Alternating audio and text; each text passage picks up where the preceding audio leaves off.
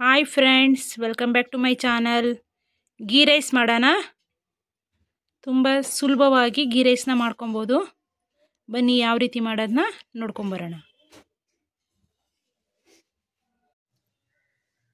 Ghee rice ಮಾಡೋಣ. ಅದಕ್ಕೆ ಈರುಳ್ಳಿ, ಟೊಮ್ಯಾಟೊ, ಕೊತ್ತಂಬರಿ, ಹಸಿಮೆಣಸಿನ್ಕಾಯಿ, ಬೆಳ್ಳುಳ್ಳಿ ಶುಂಠಿ ಪೇಸ್ಟ್ನ ತೊಗೊಂಡಿದ್ದೀವಿ.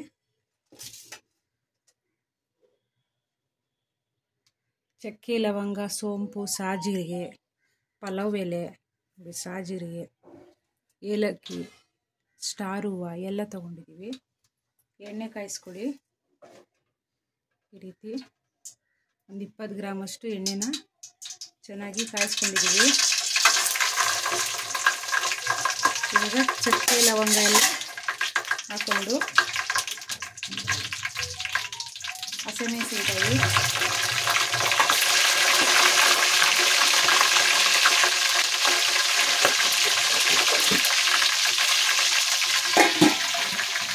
ಪ್ಲೇಟ್ನ ಕ್ಲೋಸ್ ಮಾಡಬೇಕು. ಇಲ್ಲಾಂದರೆ ಸಿಡಿತದೆ. ಈ ರೀತಿ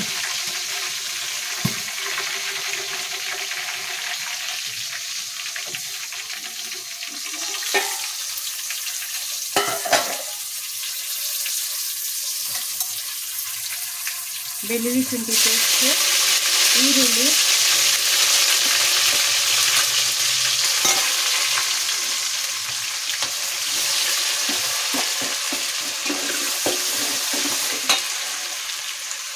ಟೊಮ್ಯಾಟೊ,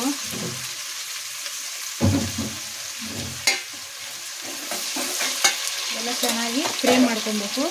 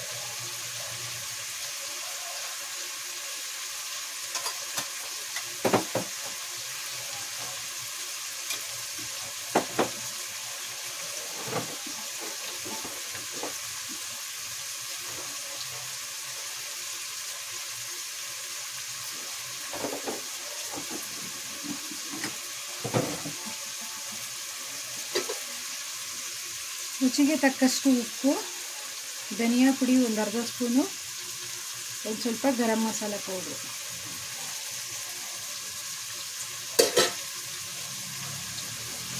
ಎಲ್ಲ ಎಣ್ಣೆಯಲ್ಲಿ ಚೆನ್ನಾಗಿ ಫ್ರೈ ಮಾಡ್ಕೊಬೇಕು. ಈ ರೀತಿ ಕೊತ್ತಂಬರಿ,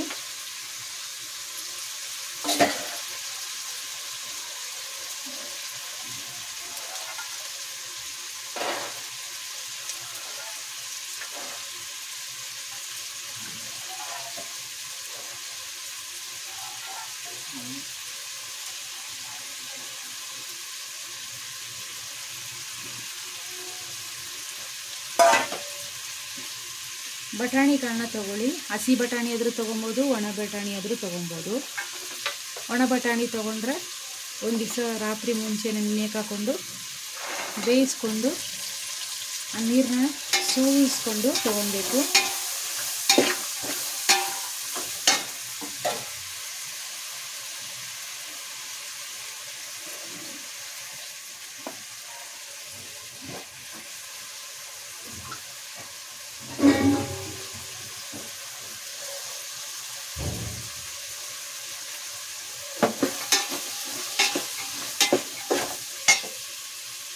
ಇವಾಗ ಅಕ್ಕಿನ ಸೇರಿಸ್ಕೊಳ್ಳಿ.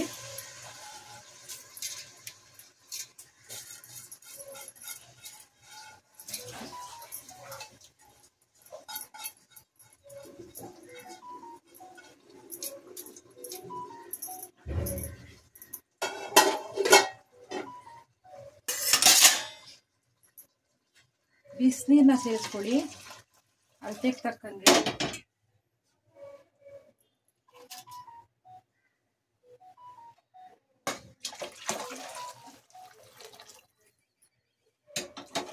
1 ಲೋಟ ಅಕ್ಕಿಗೆ 3 ಲೋಟದಷ್ಟು ನೀರನ್ನ ಸೇರಿಸ್ಕೊಬೇಕು.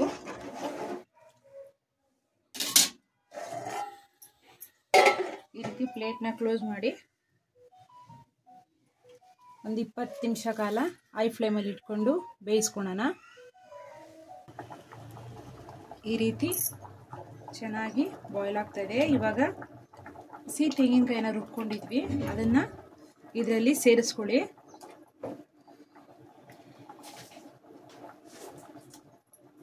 ಇದರ ಹಾಲಾದರೂ ಸೇರಿಸ್ಕೊಬೋದು.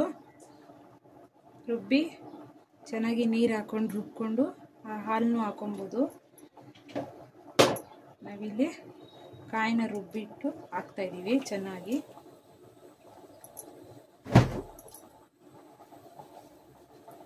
ಒಂದು 20 ನಿಮಿಷ ಕಾಲ ಚೆನ್ನಾಗಿ ಬೇಯಲಿ.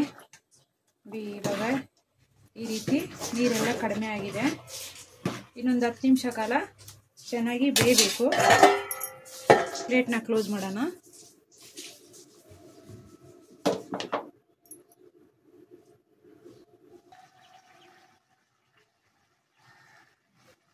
ನೋಡಿ, ಇವಾಗ ಈ ರೀತಿ ನೀರೆಲ್ಲ ಕಡಿಮೆ ಆಗಿದೆ.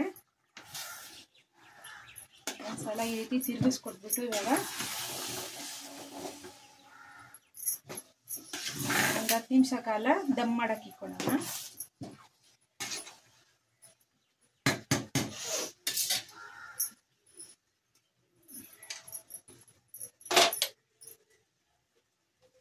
ಒಂದು ಸ್ಪೂನಷ್ಟು ತುಪ್ಪನ ಸೇರಿಸ್ಕೊಳ್ಳಿ.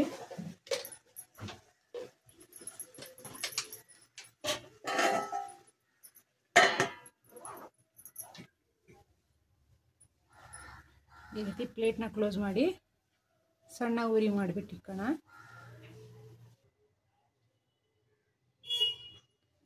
ಹತ್ತು ನಿಮಿಷ ಆಗಿದೆ. ಈ ರೀತಿ ದಮ್ ಆಗಿದೆ. ಇವಾಗ ಸರ್ವಿಂಗ್ ಪ್ಲೇಟ್ ಹಾಕೋಣ.